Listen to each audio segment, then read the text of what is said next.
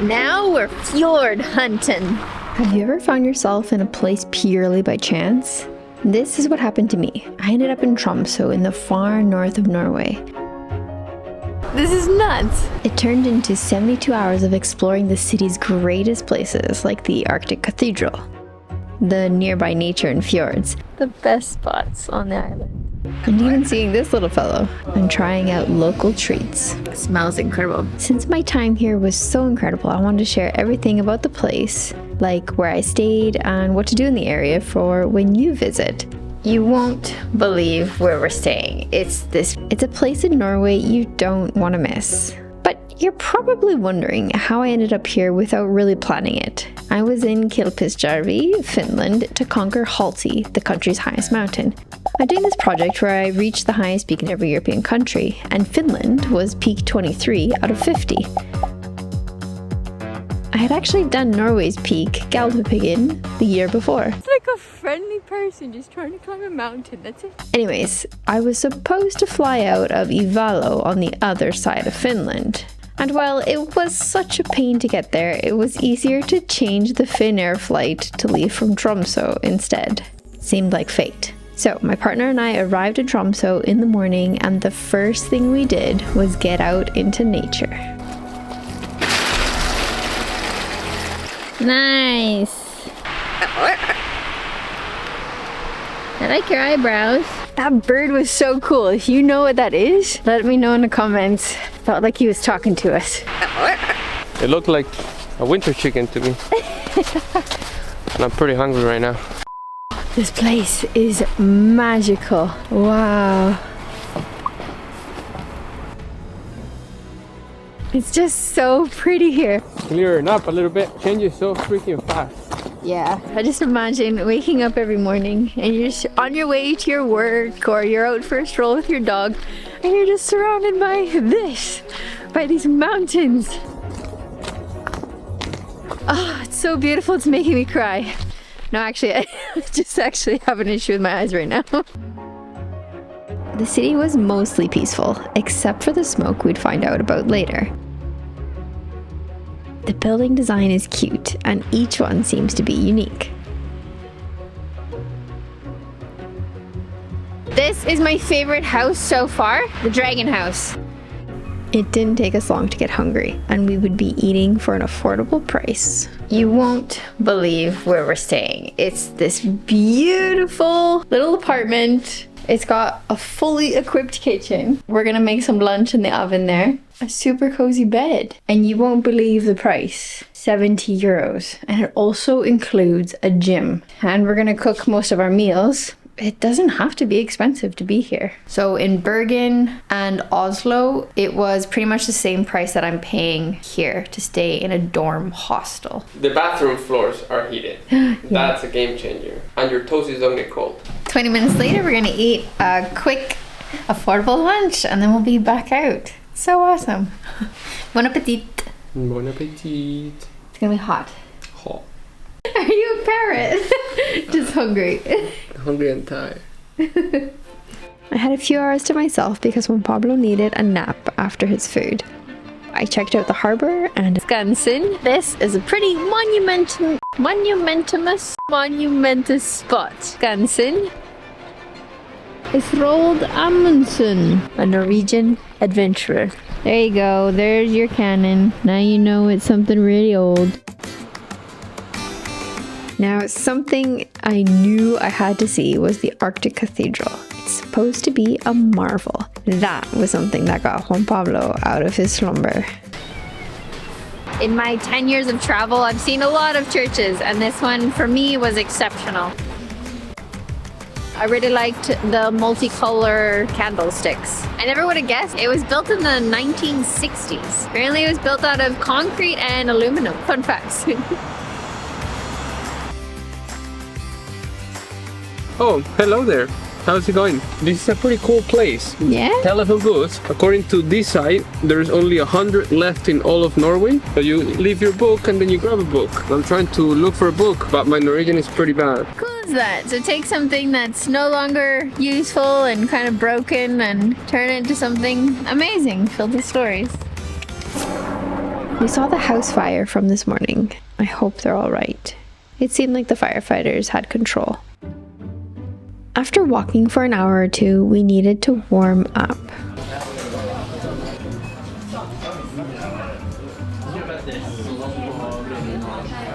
I got myself a warm apple juice. It's got ginger inside, and it looks like there's a bit of cinnamon on top. It smells incredible.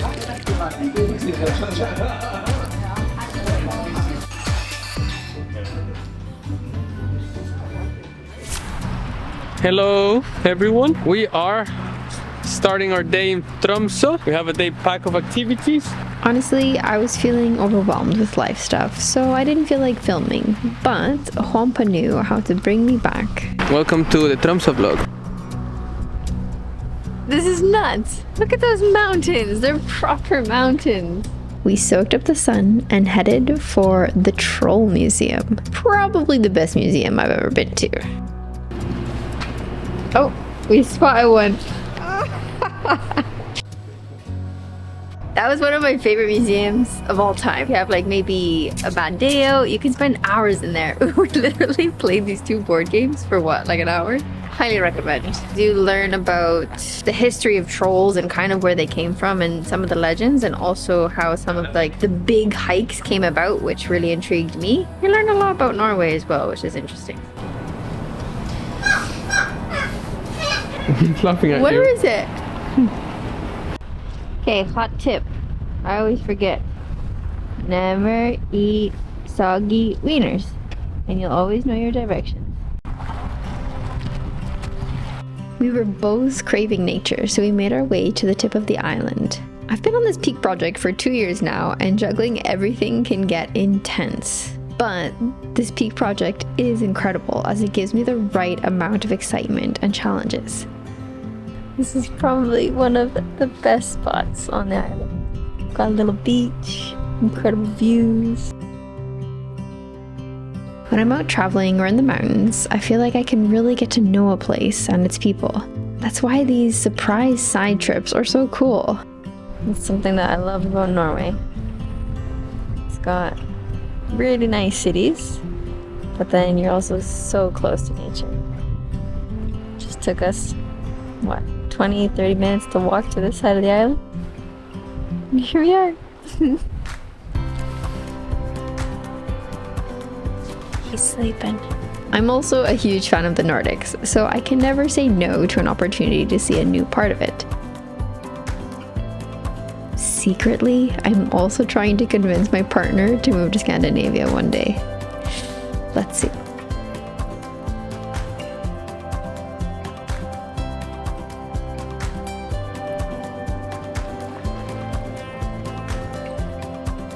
In case you didn't know, fjords are a big thing in Norway, and these ones were whispering for us to check them out. We took a bus out of the city, and I was surprised at things like seatbelts and USB chargers installed. They think of everything. Now we're fjord hunting. We've left Tromsø Island and we're on our way to a couple of fjords on foot. Look at that church. Look at that cute little house for the garbages. Follow the water and you'll make it to the fjord. Fjord. Because I'm in a Viking country and I'm a big fan of Vikings. From now on, I'm Juan Ironside. How about Juan Fjordside? Maybe Snow Juan cares. You can be Natasha Boneless. Why do you always do that one? It's already Natasha Bergen. Oh yeah, I guess Like you're... Natasha Mountains. Like, that's so cool. Yeah. Way cooler than Boneless. Yeah. I got some spine to me. You're spicy? We found our first new fjord. I think it's Fjord. I don't know who Kald is, but it's pretty beautiful. Beauty fjord? So booty fjord. How about booty fjord?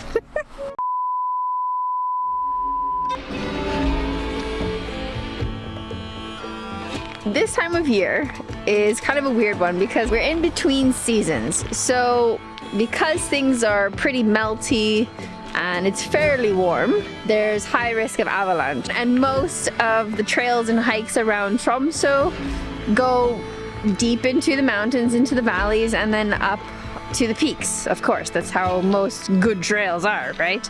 So I'll add in the description where you can look to see about avalanches if you come around this time of year and in the winter.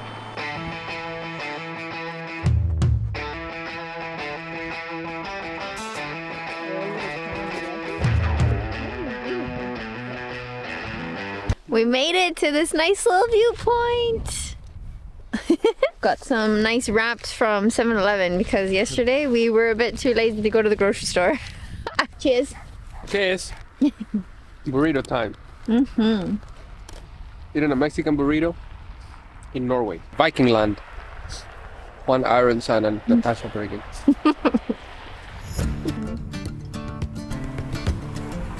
It's so cool. We're just walking around this little town next to a fjord and we just bump into a waterfall. Like, it's just so cool. People live here. I don't know what people do, but really nice area to live in. And then we realized the next bus wasn't for a few hours. Uh-oh. So we debated on whether to walk back to the main bus, which was an hour and a half away, or hitchhike. It's so cute. Me being a big fan of hitchhiking and doing it for several other peaks, I stuck my thumb out. A car came screeching to a halt, seriously, and drove us all the way to the main bus station before the bridge to Tromsø. He was absolutely lovely and shared about his love for travel and said normally he doesn't pick people up, but we seemed nice, so lucky us, I guess. That was 72 hours, but the trip doesn't end here. That night, I researched as much as I could about a typical Norwegian lifestyle because I wanted to go deeper and step a moment into another way of life. And as for Tromsø, I was happy that the trip took a spontaneous turn. Each time I come back to Norway, I keep wanting more. It's like the country that keeps giving. Plus, I'm a sucker for the mountains. If you've made it this far, you might like the Patreon community. There's loads of extra content, guides, high-resolution downloads, and meetups. Come hang out and support the YouTube channel and the Peak Project. The more contributions, the more content that comes your way. Thanks so much for considering, my friends, and see you next time for another epic adventure. And make sure you get outside too.